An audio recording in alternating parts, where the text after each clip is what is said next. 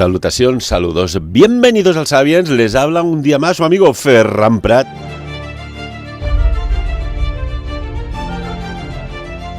Aquello que notabais hace unas semanas atrás, ¿no? Un malestar, algo estaba en el ambiente sin verlo, ¿no? Algo como cuando, no sé, vas por la montaña y hueles a carne a la brasa, que dices, se huele, pero no sabes de dónde sale. Pero algo se cuece, ¿verdad?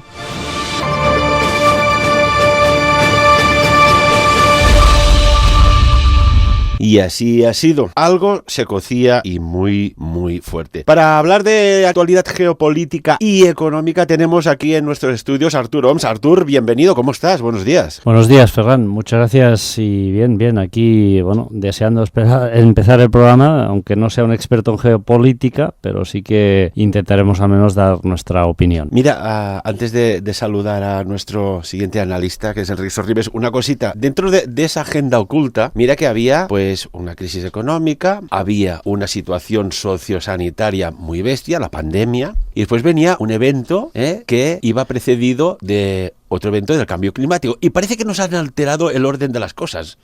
Qué extraño, ¿no? Ferran, tú sabes que desde estos micrófonos, yo hace más de 8 años que vengo diciendo que habrá una guerra entre 2023 y 2028, una guerra generalizada a lo largo y ancho del globo terráqueo. Y quizá no sea esta, pero quizá seguramente esta es la que ha prendido la mecha. Saludamos también, Artur, a nuestro economista oficial como es Enrique Sorribes. Enrique, buen día, buenos días, ¿cómo estás? ¿Qué tal? Buen día, ¿cómo estén? Bien, aquí a la expectativa. Es curioso, caballeros, es que dices, caray, es que no salimos de una y entramos en otra, pero antes de entrar en materia, ¿no os parece un tanto extraño que estamos pasando de un virus respiratorio ahora a un virus, podríamos decir, bélico, Enrique? Bueno,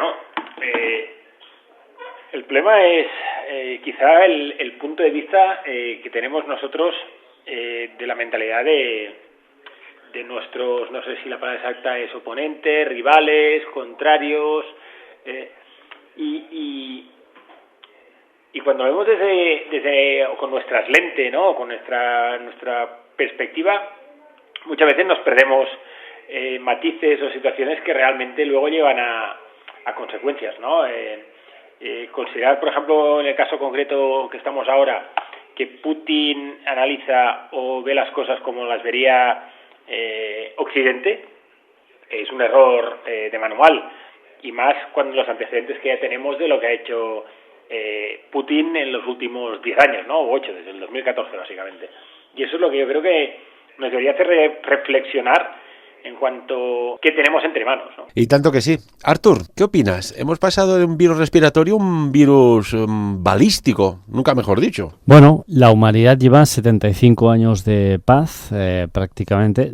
Cuando digo la humanidad me refiero al globo terráqueo en global, en general. Es decir, no hay un conflicto bélico que se haya desatado de forma global y que esté en activo en prácticamente todos los continentes. Ahora mismo esto no existe y llevamos 75 años así, ¿no? La historia nos demuestra que no es siempre así, porque entre la Primera y la Segunda Guerra Mundial no hubieron tantos años, hubieron 20 y pocos años. Entonces, la humanidad parece ser que no aprende de sus errores, ¿no?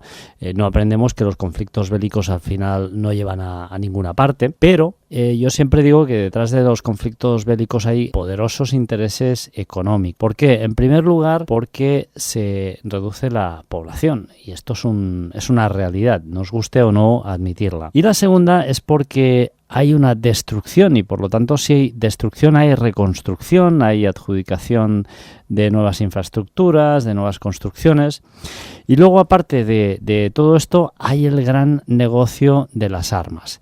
Y este es el que estaba más, podríamos decir, en más deterioro, en un declive más importante estos últimos años, puesto que no había habido conflictos bélicos importantes. Y ahora, pues bueno, Ferran, estamos viendo pues que Alemania ha anunciado que doblará su presupuesto en armamento, y la Unión Europea, que además destinará 450 millones de euros a enviar armamento a Ucrania. Bueno, ya veremos lo que sucederá, ¿no? Pero sí, efectivamente, pues salimos de un virus del cual aún no hemos salido, y tampoco sabemos exactamente lo que lo ha generado, ni exactamente de dónde ha salido, porque primero se decía que era del mercado, luego que no, ahora resulta que sí.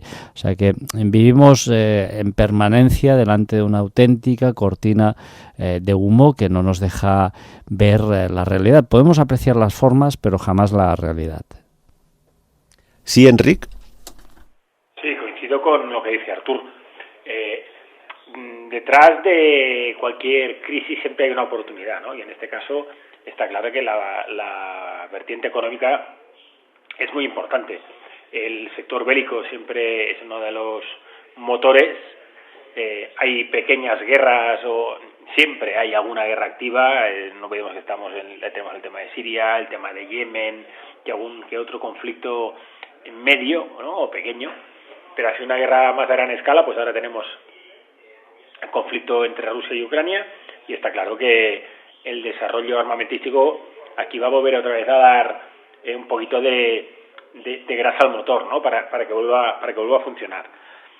Es una pena, ¿no? el que la humanidad no aprenda, pero también a la vez, cuando estamos en manos de determinados personajes, de determinados elementos que basan muchas veces su modelo en el populismo y en el patada para adelante, el hecho de tener un enemigo común pues siempre ayuda, el hecho de poder generar movimiento industrial pues también ayuda, lo que decía ahora Artur, ¿no? De reconstruir, ¿no? La reconstrucción. Bueno, veremos quién se va a llevar a la reconstrucción aquí, ¿no?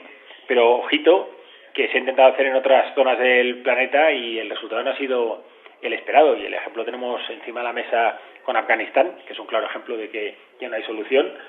Irak tampoco es que esté como para tener muchos cohetes, y Irán pues igual tampoco es un modelo a seguir, ¿no? Entonces quizá lo peor de cualquier conflicto es que no aprendemos de los errores del pasado.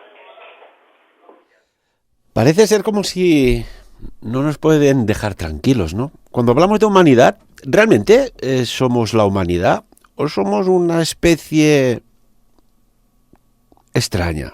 ¿Qué opináis?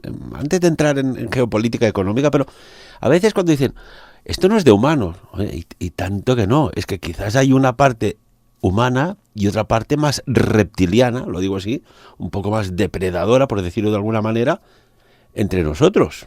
Artur. Sí, Ferran, el ser humano es capaz de lo mejor, pero también es capaz de lo peor. Recordemos a los japoneses en Manchuria, recordemos a los alemanes en la Segunda Guerra Mundial. El ser humano es capaz de las peores atrocidades inimaginables, y de hecho la realidad siempre, en este caso, supera la ficción. Por lo tanto, el ser humano, que es el que debería de alguna forma aportar cierta coherencia, aportar cierta estabilidad, aportar también cierta, podríamos decir, respeto hacia el planeta Tierra, hace exactamente todo lo contrario con sus acciones diarias, y es más, no veo yo, al menos a corto plazo, que esto vaya a cambiar.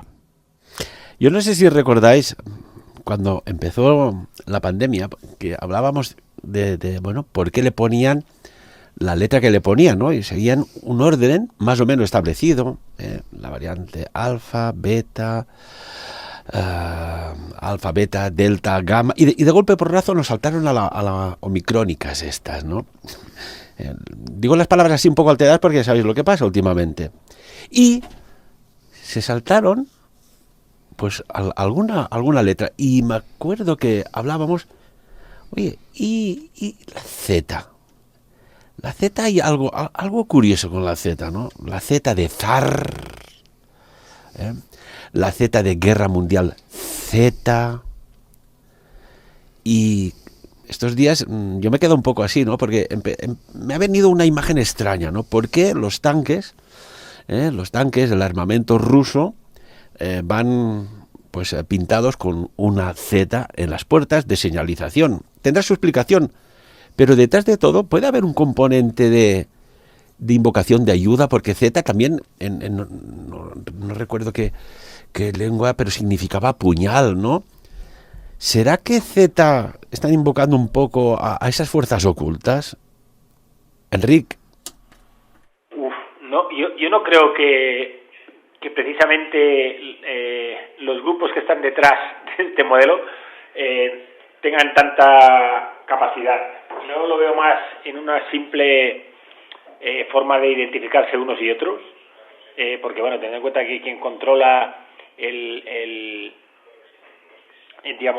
mercado aéreo, ¿no?, por situarlo de alguna manera, es Rusia, en este caso, en este conflicto. Una manera clara de identificar si tienes o no un objetivo delante es marcarlo o identificarlo de una manera concreta, ¿no? Y creo que en ese caso las setas visibles que aparecen, creo que van más en esta línea que no en un mensaje subliminal que pueda estar detrás, porque dudo que por el perfil de los combatientes esto está ahí. Yo que soy que lo rebusco todo un poco, pero es que lo que me extraña es que la letra Z en sí, no creo que, si no recuerdo mal, en el alfabeto ruso no está incluida en el alfabeto, ¿eh? Ojo, una cosa curiosa. Más allá de símbolos extraños, de identificaciones, me viene a la cabeza una pregunta.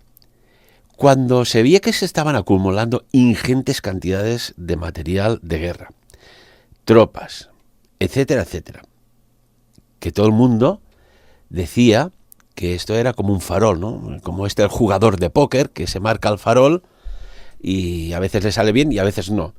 Pero claro, es que aquí el concepto era otro. Estamos hablando de ajedrez, jugada táctica de ajedrez, que es otra cosa. Me pregunto yo si desde el gobierno de Ucrania, desde la sociedad ucraniana y desde Occidente y en general de todos los países, ¿qué se pensaban? ¿Que aquello era una finta? ¿Que era un farol? ¿Artur? Bueno, Ferran, hay que tener en cuenta que Putin ya hace días que le tiene ganas a Ucrania. Y yo creo que él ha agotado todas las vías que tenía, las vías democráticas, las vías de diálogo.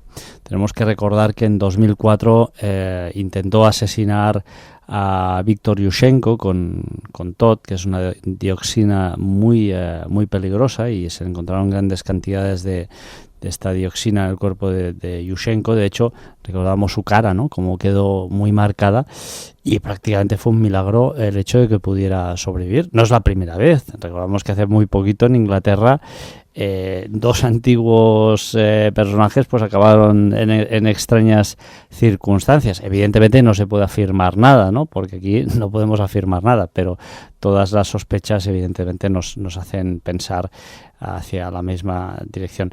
¿Qué es lo que sucede aquí? Bueno, que de alguna forma Ucrania es un territorio que tiene mucha riqueza, y además Ucrania es una piedra en el zapato para Putin. ¿Por qué? Porque está muy cerquita de Europa y han pedido por activa y por pasiva. De hecho, llevan intentando desde 2003, 2004 creo, el hecho de poder entrar en la Unión Europea.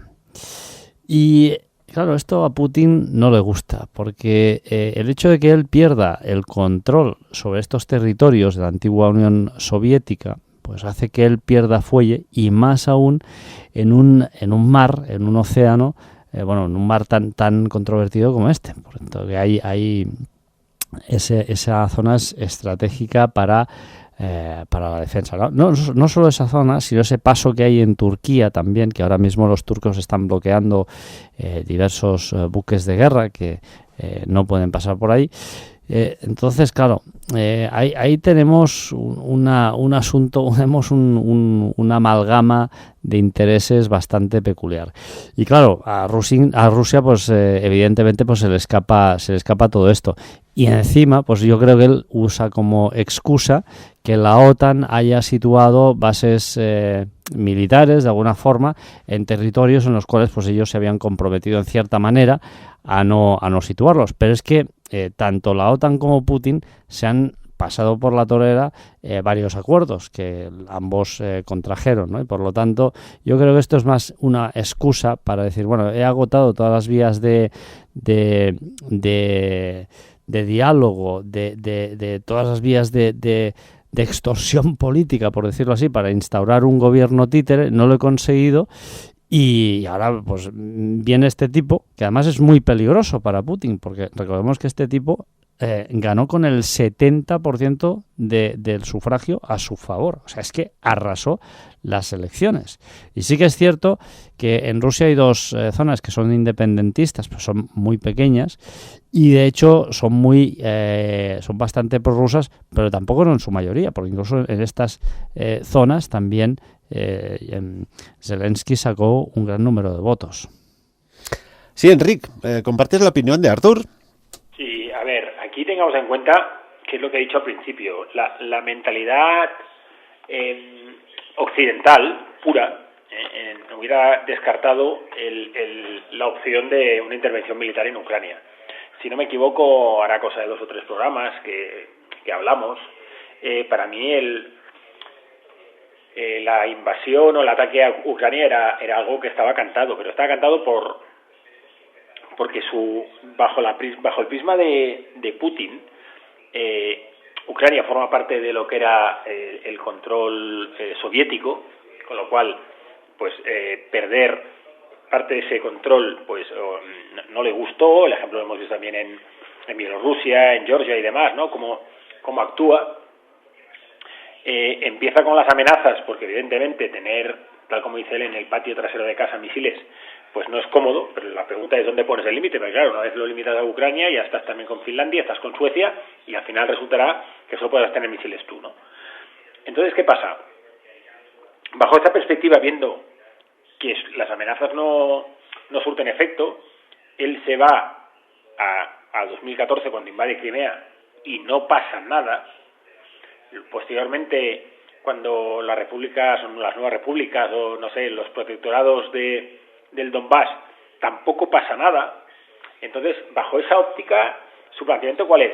Oye, la población de Ucrania nos va a considerar, pues no sé si la palabra exacta son libertadores o que somos hermanos, o veremos qué pasará. Europa no va a poder hacer nada, porque todos tenemos claro que el conflicto nuclear atómico no se va a producir, o al menos iniciado por Europa, o por Europa o por Estados Unidos, digamos, por la vertiente occidental, y eso a Putin le da ese margen de maniobra de poder actuar como actúa. Hay pruebas muy claras de que por la mañana estaba hablando con Macron y por la tarde estaba invadiendo, ¿no? Y luego el simulacro de la firma de las repúblicas, que se dice que fue a 1 hora, cuando realmente ha quedado demostrado que fue 3 o 4 horas antes. Es decir, todo está dibujado, todo es premeditado, y no olvidemos que Putin es ex KGB, con lo cual tonto no es, y seguramente en su mapa mental o en su escala mental todo está muy bien planificado, todo. Vaya con los inversores rusos, ¿no? Que ahora pues tenían puertas abiertas a todas partes, podían invertir, construir, comprar cadenas de supermercados, etcétera, etcétera. Yo no sé hasta qué punto deben decir, oye, ¿qué estás haciendo? Si ahora íbamos bien, podemos viajar por el mundo, podemos invertir, comprar. ¿En qué te has puesto? ¿Era necesario? ¿Se podía llegar a, pues no sé, a un hermanamiento de forma más natural y diplomática y no militar? Pero quiero que recordéis que lo que está sucediendo ahora, esto no se ha gestado en nada. Porque aquí comentamos que ya se estaba preparando algo gordo. Y hablamos en su momento en Sapiens de juegos de guerra. Y no son juegos de PlayStation, no es el Call of Duty, ni el Fortnite, ni nada de esto. Eran juegos de guerra real.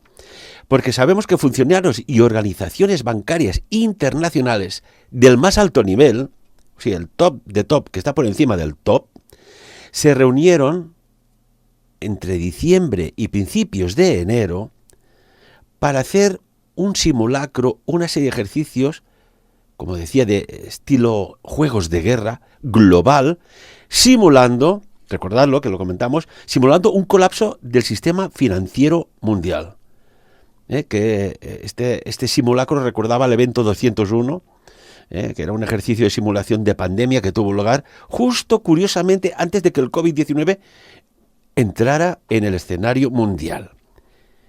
Y dices, ¿es que hay suficiente información, datos y metadatos para saber que antes de que suceda algo ya hay estas élites que están por encima de los gobiernos, no me cabe la menor duda, ya están planificando posibles escenarios? Artur.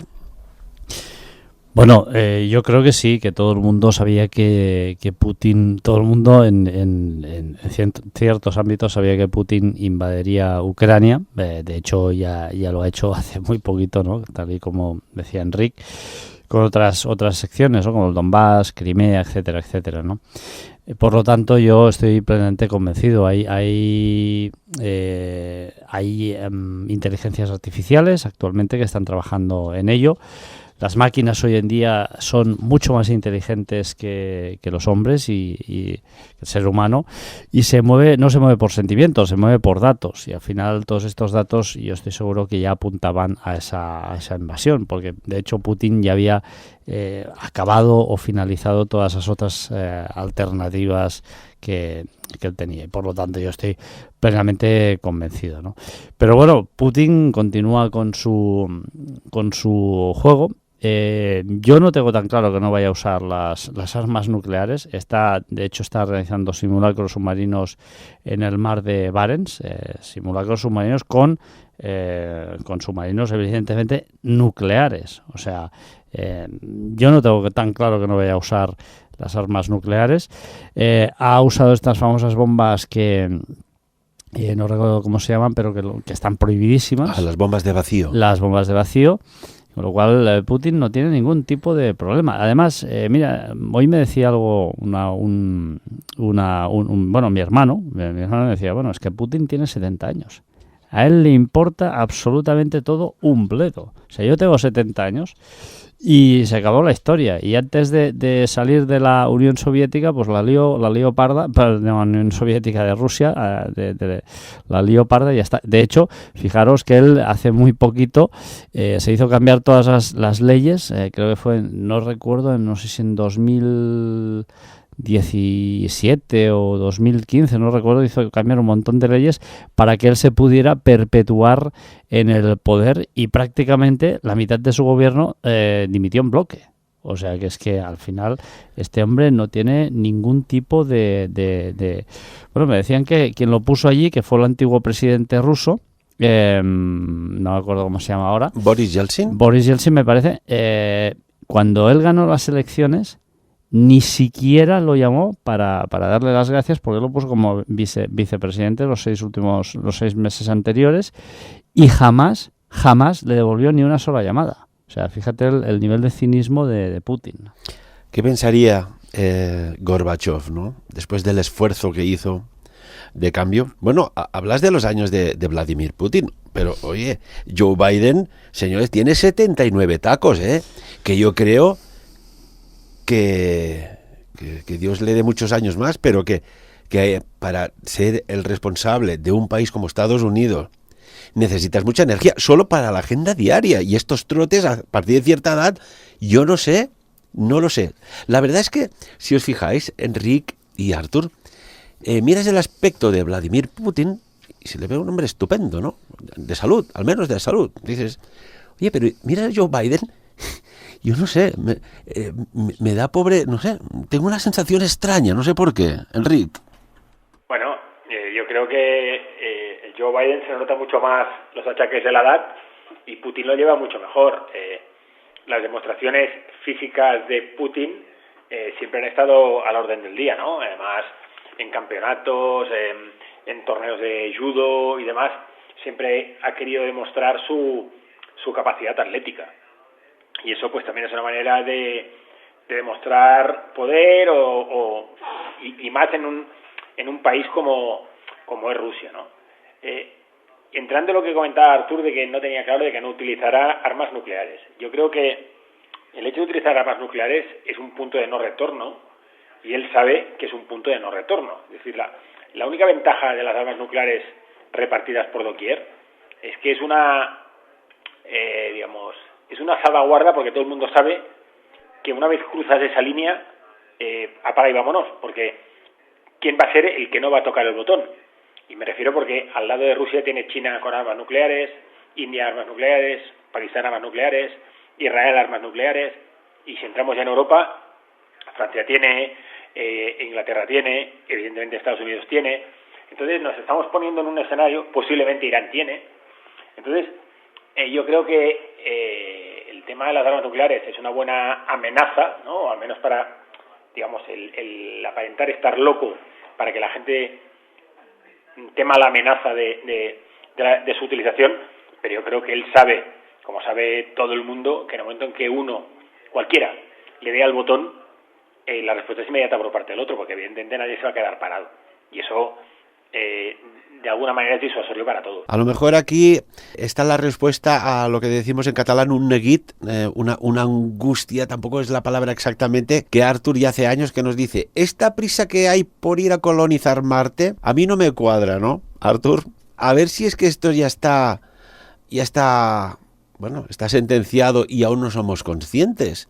Porque, por ejemplo, Rusia, recordemos que tiene la bomba Tsar, que es 3.500 veces más potente que la bomba de Hiroshima. Oiga, es que si esto se suelta, partes del planeta, como quien dice.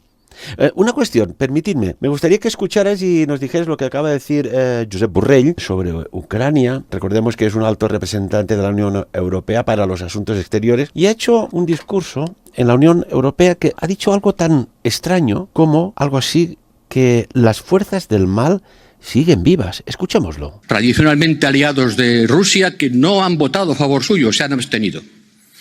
Y ahora hay que construir una coalición internacional para que en la próxima Asamblea General de las Naciones Unidas sea el mundo entero el que condene al agresor.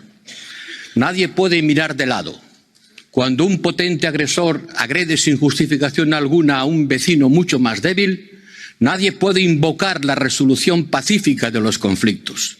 Nadie puede poner en el mismo pie de igualdad al agredido y al agresor. Y nos acordaremos de aquellos que en este momento solemne no estén a nuestro lado.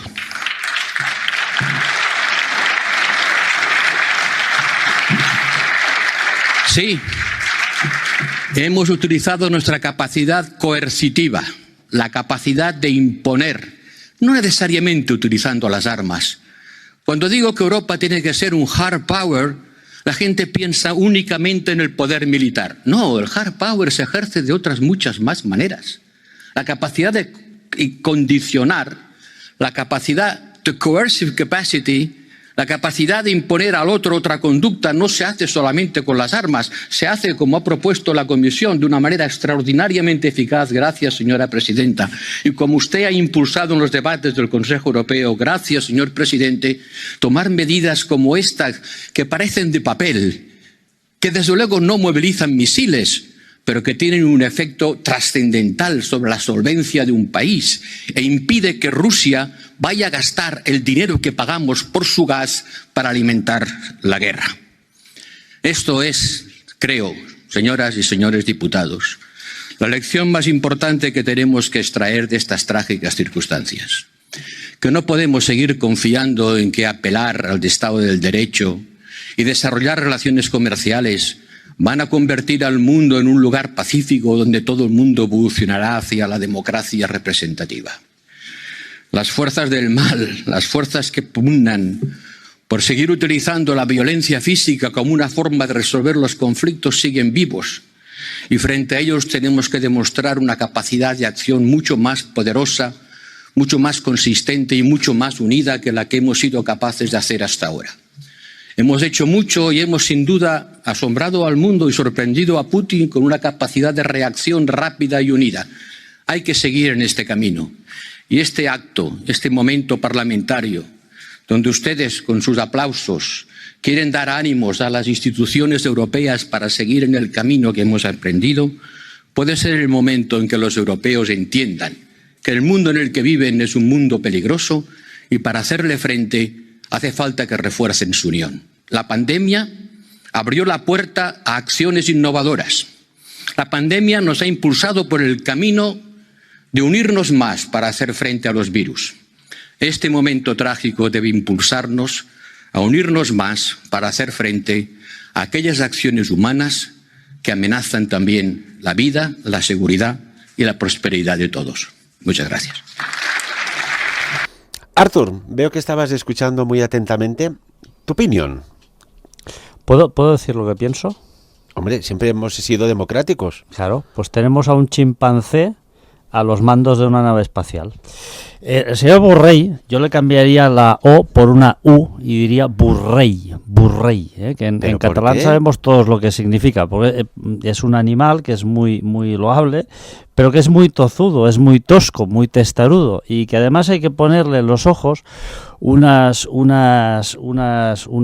recuerdo cómo se llama esto, para que la pobre bestia no pueda mirar a los lados, porque no es capaz de procesar absolutamente nada. Yo creo que Borrell no es capaz de mascar chicle y bajar las escaleras al mismo tiempo.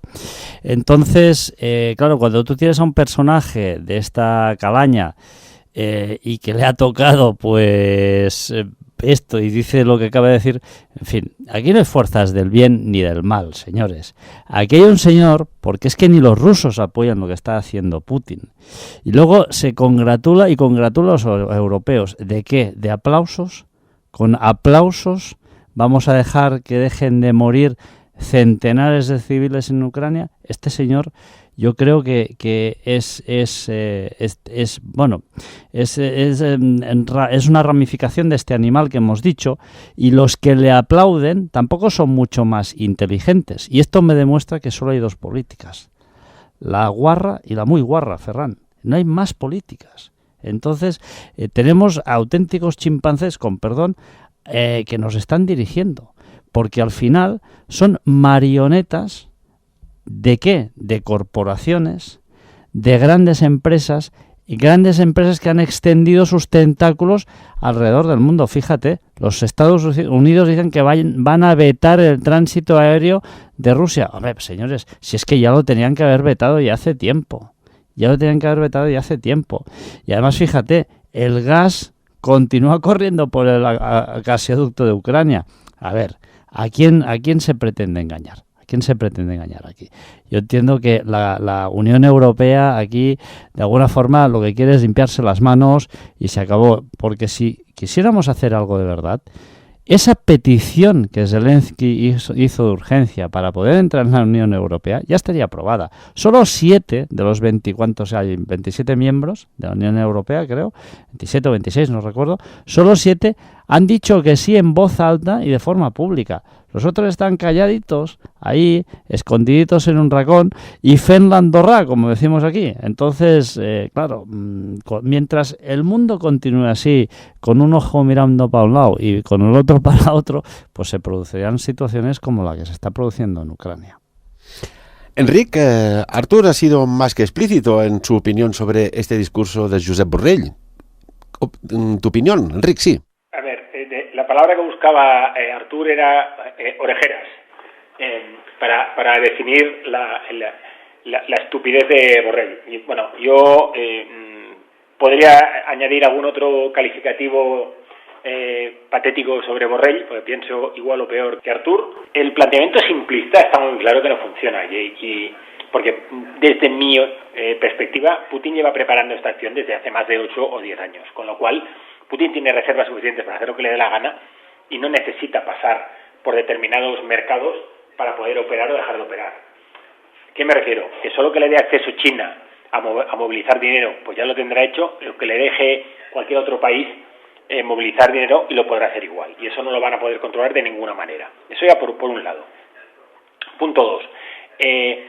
En los gasoductos, que tienen el origen en Rusia y se va hacia Europa, en el momento en que a él le venga por cortar la espita del gas, por decirlo así finamente, Europa va a tener un problema de narices, con lo cual esas medidas grandilocuentes que delante de un foro de gente que evidentemente tampoco han sufrido en sus carnes lo que está pasando en realidad, me parece absolutamente butat, ¿no?, que se dice en francés. O sea, son tonterías de un señor que creo también está a la altura de Biden, me refiero en cuanto a los achaques de la edad, con todo el cariño, y esta persona no puede estar delante o ser la cara visible de la Unión Europea en determinados conflictos, en determinadas situaciones, ¿no? Yo es lo que estamos viendo ahora.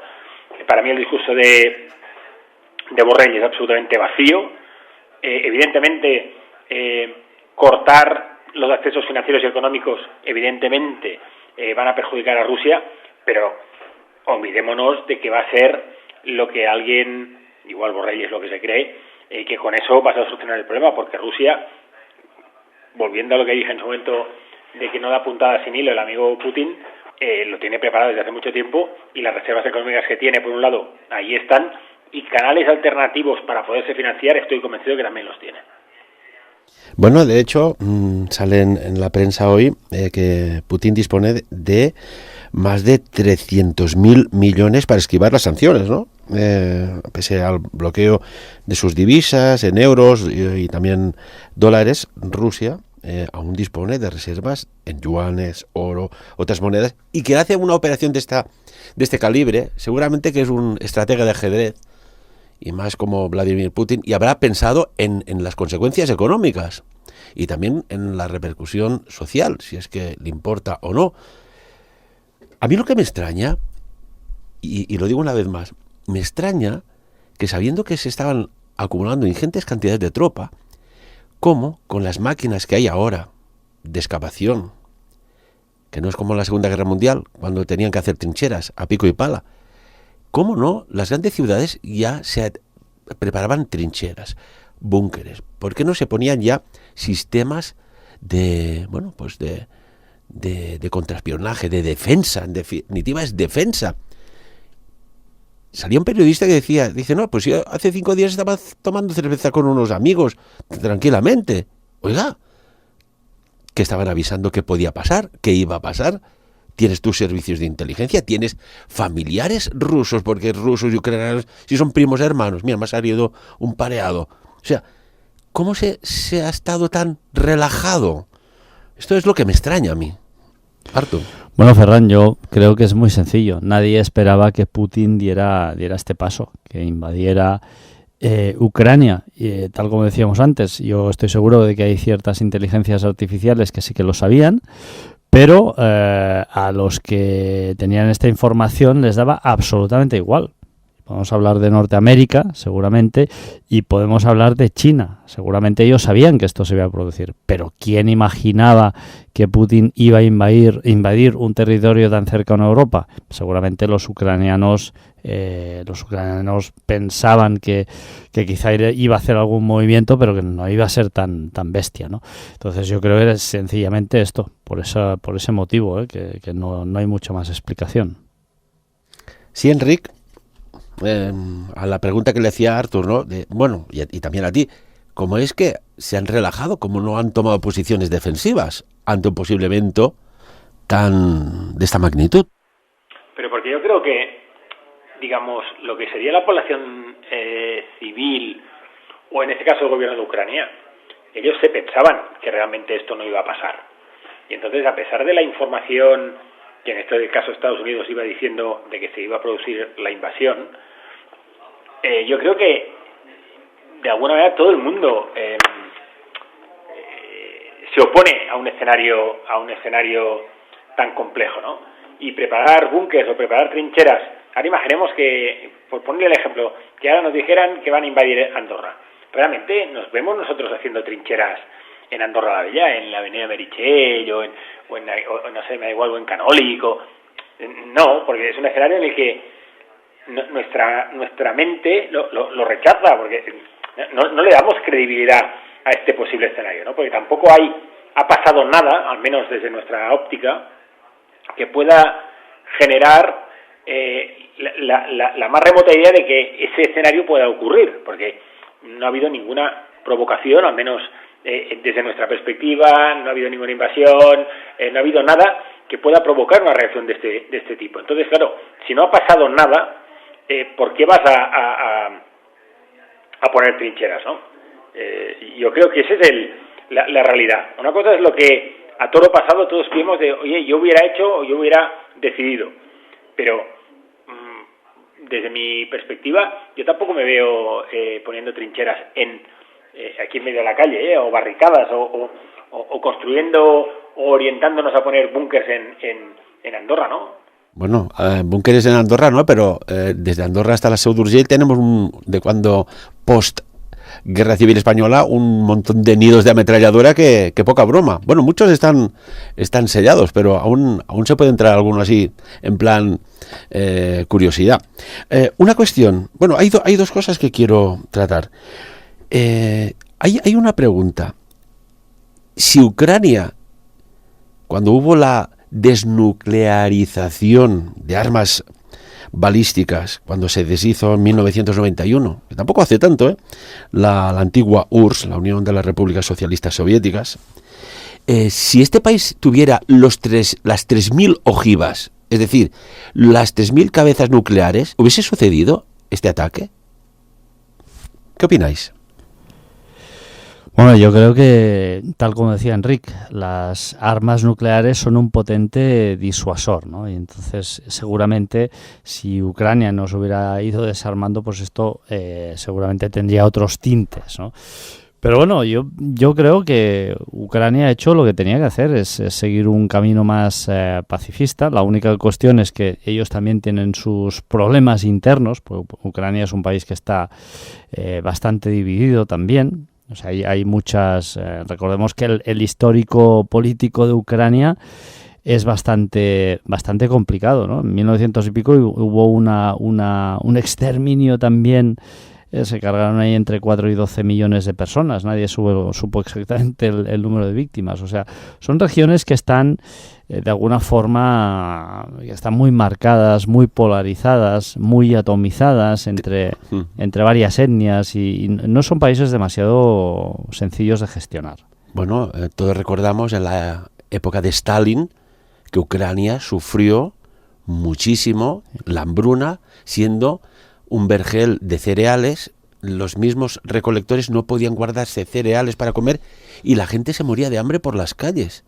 Exactamente. Y aquellos cereales se dedicaban a la exportación para, a nivel de propaganda, que vieran que todo iba bien, que podían exportar, y la gente se moría de hambre. Esto tiene razón, Artur. Tendríamos que repasar más la historia, una cuestión, nos quedan 5 minutos de programa. Nos da la sensación, y esto viene a petición de una oyente, y muy bien la analogía, de que estamos viviendo un claro escenario de bullying. El bullying, hay el bullying escolar, el mobbing laboral, pero nos centramos en el bullying escolar. Cuando aquel matón, aquel más chulo, aquel más que se cree más valiente, acosa al más débil de la clase o del colegio, y todos miran como la cosa y nadie hace nada. ¿Nos da la sensación esta? ¿Que se está dejando a Ucrania así? Es lo que dice una oyente, yo solo traslado la pregunta. Enric. No, es que tampoco puede hacer nada más. O inicias un conflicto militar a gran escala y eso tiene el riesgo que tiene o el impacto que tiene, o te dedicas a hacer las acciones que se están haciendo ahora e intentar llegar a un acuerdo, a una negociación, para que más o menos todos salgan bien en la foto. ¿A qué me refiero salir bien en la foto? Este es un conflicto en el que ninguna de las dos partes, creo yo, se va a llevar el 100%. Eso significa que tendrás que buscar lo que en economía se llama una solución Pareto eficiente, es decir, que todo el mundo pierda algo y todo el mundo gane algo. En ese escenario le tienes que dejar una salida airosa a Putin y por otro lado tienes que dejar una salida airosa a la Unión Europea, OTAN y compañía. Y ese es el discurso o el negocio que va a estar encima de la mesa. Plantearse una solución militar a gran escala, que es lo que podría ser la alternativa, yo creo que no hay nadie que esa opción la tenga encima de la mesa. ¿Recordáis, queridísimos colaboradores y analistas, de que a principios de diciembre del año pasado, 2021, lo dijimos aquí, hay una reunión en la Antártida, que dices, oye, podrían hacerla en una isla caribeña, con buen clima, buenos jacuzzis, buenos cócteles? No, en la Antártida, entre 25 y 40 grados bajo cero, que van una serie de élites que ya sabemos todos quién son. ¿Se van a la Antártida para qué? Esto pasa, fijaos, a principios de diciembre. ¿De qué hablaron? ¿De lo que iba a acontecer ahora? ¿De lo que se podía hacer o provocar? ¿No os extraña que hay demasiadas extrañas coincidencias, Artur? Bueno, sí, evidentemente todo, nada es casual, como decía Enric. Yo creo que está todo pertrechado, preparado y planificado desde hace mucho tiempo, ¿no? Y respecto a lo que decía el oyente, pues es lo que he dicho antes yo, ¿no? Que sí, les mandamos aplausos y nos ponemos la mano en el corazón y nos damos un golpe de pecho y estamos con vosotros. No, hombre, no. Sí, no digo de meternos en el conflicto bélico, pero envíales ya cascos, armillas, yo qué sé, granadas antitanque, envíales ya. Además, envíaselo por el mar Negro, que nosotros tenemos paso con Turquía, que nos da paso por ahí. Oye, envíales ya, pero ya, o sea, ya tenía que haber estado ahí todo este material, ¿no? Y aquí un poquito, pues la inacción de Europa, ¿no? Y solo con esas buenas palabras, pues no, yo creo que no es suficiente. Se han dicho que se van a enviar 450 millones de armamento. Ya veremos cuándo se envían, porque igual cuando se envíen ya ha acabado el conflicto. Bueno, y con la tecnología, porque todos son muy sofisticados, porque con ametralladoras poca cosa haces, a no ser que hagas guerra urbana. Pero hay estos misiles, los Javelin, el otro, que son sofisticados. Esto hay que formar a un soldado para saber disparar con tecnología. Bueno, hoy en día ya no tanto, pero sí que es cierto que estas armas requieren una formación y requieren unas habilidades para su manejo, eso está claro, ¿no? Pero, Ferran, hay una cosa que hemos dicho muchas veces, yo lo he dicho muchos días estas últimas horas, y es que el ejército ruso es un ejército de asalariados, de personas que son asalariadas. Y te digo una cosa, un tipo que está cobrando un sueldo frente a un padre de familia que va a defender su tierra y su familia, poca cosa tiene que hacer, porque fíjate, y la prueba es que por volumen, por cantidad, por tecnología, esta gente ya tendrían que estar más que con la bandera blanca ondeando entre los dientes, y esta gente están defendiendo a capa y espada su tierra, su familia, sus posesiones y todo lo que han construido. Quizás los mandatarios rusos o los rusos en sí, hay mucha gente que está en desacuerdo, esto está clarísimo y lo estamos viendo, las cantidades de colas que vuelven a recordar aquella época de escasez en Rusia, pero han olvidado cuando los nazis invadieron Rusia, ¿no? ¿Y ahora qué están haciendo? Yo supongo que la población al final será la que declinará la balanza, la propia población. Enric, sí, hablábamos de este ejemplo, ¿no? Que hay el matón del colegio, el agresor, hay la víctima que sufre bullying, todos miran, todos vengan, pero nadie mueve un dedo. ¿Te da la misma sensación? Sí, pero es lo que digo, es que tampoco puedes hacer mucho más. Lo que decía Artur, muy bien, podemos enviar material bélico, podemos enviar de todo, pero al final el conflicto es absolutamente desproporcionado. Es decir, imaginemos por poner el ejemplo del bullying, ¿no? Hay el agresor, hay la víctima, y lo que hacemos es darle tiritas a la víctima. Sí, pero es que la están hostiando igual, con lo cual el escenario es muy complejo. Y además, en este caso estamos viendo quizá el conflicto interno que hay en el tipo de guerra que se está aplicando. El otro día estaba escuchando a los analistas, ¿no? Nos quedan 15 segundos. Perdón, la obsesión de Putin era cortar las comunicaciones, pero si hoy en día cortar una antena de televisión es una chorrada, deberías cortar internet. Por el momento en que alguien tenga acceso a Twitter o tenga acceso a Facebook o a Instagram o cualquier información exterior, no la vas a tener por la tele. Hablaba un piloto, dice, caray, no deben tener aviación, porque esta columna que ya está a las puertas de Kiev, de 60-70 kilómetros de blindados, esto haces un par de raids con unos cuantos cazabombarderos o cazas y te cargas la columna. O sea, no debe haber aviación. Muy extraño todo esto, ¿verdad? Bueno, señores, se nos ha ido el tiempo. Artur Oms, como siempre, muchísimas gracias por el análisis de esta actualidad que, caray, si todos formamos parte del planeta, alguna vez empezaremos a cooperar y no competir. Qué triste. Artur Oms, repito, muchas gracias, amigo. A ti, Ferran. Enric Sorribes, la economía frágil como nunca, ¿verdad? Sí, bueno, aquí estamos viendo la conexión que hay en todos los ámbitos, ¿no? Veremos si cada día somos más ricos espiritualmente y más pobres económicamente, porque creo que ya nos están acorralando en todas partes. Amigos y amigas, de lo dicho hoy aquí, como siempre, que cada uno saque sus propias conclusiones. Sapiens. Dirigit i presentat per Ferran Prat. Saludos y bienvenidos a Sapiens. Os animo que os suscribáis al canal, que nos deis un like y nos ayudéis a seguir informándoos a través de un donativo. Muchísimas gracias de corazón y bendiciones.